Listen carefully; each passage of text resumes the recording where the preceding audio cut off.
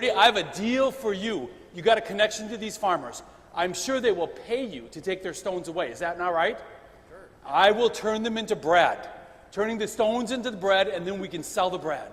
Think of the money. What's wrong? My horns aren't flashing? You're not believing I'm the devil? I want to give you this grand opportunity. Stones into the bread, we could sell it. Think of the money we could make. We're talking hundreds. We're talking thousands. We're talking millions. Are you thinking about, are you tempted? That's, yeah. And then we can cut in on the Wonder Bread contracts. We could get the church contract. They're one of the biggest users of bread. We could make some money here. What do you think? I'll cut it in, 50-50. Well, maybe we should give a little bit to the church. 1%, would 1%, how much, 1% enough to give to the church? Yeah, that's enough of a tithe. Well, maybe we should be generous, 2%. Two and a half. Well, if you want to take the other 0.5% out of your portion, so it would be 49% for me, 48.5% for you, 2.5% to the church. What do you think? Tempted? What do you think? Tempted. You're not caught on those words about you cannot live by bread alone, but only by the word. Don't be caught on that. Okay? Tempted. Sit down and think about this grand opportunity. Think. Good job. Now. Money. Isn't that one of the greatest things we're all in need of? The second is power. We're talking about the ability to have power over other people. Anybody a coach here? Anybody been on a team of anything? Do we have any coaches, any team members here from anything? What, are we afraid to raise our hands? Afraid to be a part of this? Oh, we've got one over here.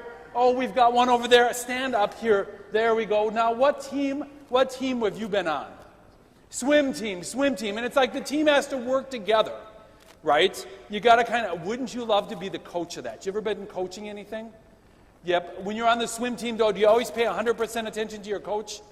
Well, maybe 98, maybe 50. Yeah, isn't that a pain? When you become coach, wouldn't you like to have the ultimate power? Just think of power. Look at all this. All this could be yours. Isn't that's the kind of power we're talking about here. All you got to do is in with me. Don't be looking at that guy on the cross, nothing like that. You're in with me. The horns are flashing, we're right there. We're present. Do you like my cape? You know, it's yeah, you shouldn't laugh. You're going to go home and see the garbage all over your floor in the garage. It's early garbage bag, and it's your garbage bag.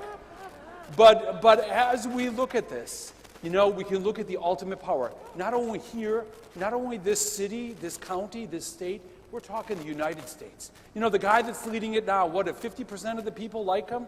Give or take some percent? Yeah. We're talking about being a world leader. Power. Could you be in on that? I think so. I think power, you know, all you got to do is follow me, worship me, and you got all the power in the world. I want you to think about that. Be tempted here. I know you're probably thinking that line from Scripture is kind of holding you back. You shall not worship the Lord your God, Him alone. Well, you know, just be tempted. Think about it. Sit down for a minute. Think about it. Yeah, there we go. So we've got power. We've got money. And then we want to have that glory, that grand opportunity, looking the best in the world. You want to be the superstar of all superstars. Anybody ever do a balance beam? Have you done a balance beam? Oh, stand up here. Now tell me, balance beam, when you come off of that, you do a flip and you land on your 2 feet, right? That's pretty tough, isn't it? We're getting ready for the Olympics. We can see those superstars either on the balance beam or on the horse, kind of that bounce, and a 2-point landing, perfect. I tell you, we want glory. We want to offer you the best in glory that there is. Balance beam's too close to the earth. We're going to go big time. I tried to take Jesus to that parapet, the very high temple. I'll tell you what, we'll take you to the highest spot in town. There's this church with these twin towers downtown, and it's the highest spot. I'll tell you what, you could jump off of that. My angels would hold you so you wouldn't even dash your foot on a stone, and you would do a perfect 2-point landing right there on the steps. Could you see this? Wouldn't this be glory? You're thinking that I'm not the devil because I don't have a tail. Is that what you're thinking? Yep, stand up for a minute here. Let me show you this. The devil really has a tail. See this? There you go. Hold on to it. There you go. Will you stand up and hold the tail for me? There you go. Complete. So we're thinking about this moment of glory. jumping off that top, landing, just think all the people would gather to see you. This is talking about glory and presence like nobody, people from around the world would come to see this. And my angels we'd give you some safety ropes the first couple times, but you could trust me. My angels would just help you with that landing, guide you right down there and nail it. Okay? All you got to do is say yes.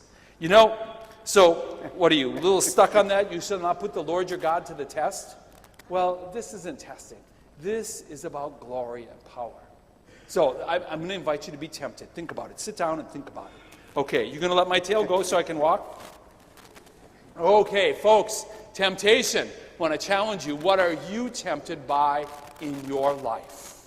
I want you to name that temptation, to think about that temptation, and as I transform myself back out of the horns and the mask and the cape, I want to challenge you.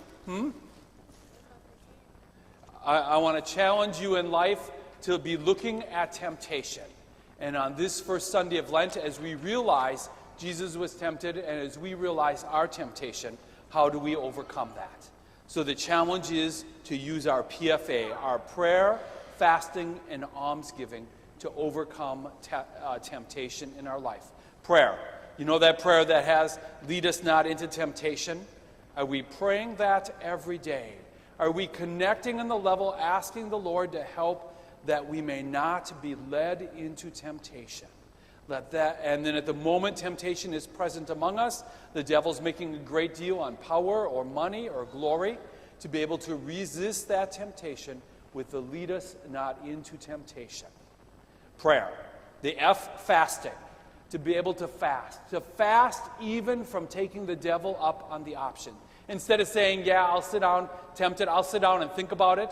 Fasting is saying, I'm fasting from even thinking about it. It's not even an option, an opportunity that I'm going there with. To be able to fast from that. Prayer, fasting, and almsgiving. Who is it that we are supporting in our lives? Are we supporting the Lord, or are we doing things like the coins of compassion? Where are we investing our 2.5% or 5 or 10% in our life? Where are we investing in that? Are we investing in temptation? Or are we investing in our God? Resist temptation by prayer, fasting, and almsgiving. I'm going to invite you to take a moment now. Name the temptation in your life and put your PFA in place. Raise your PFA so as to conquer that temptation and follow the example of Jesus Christ.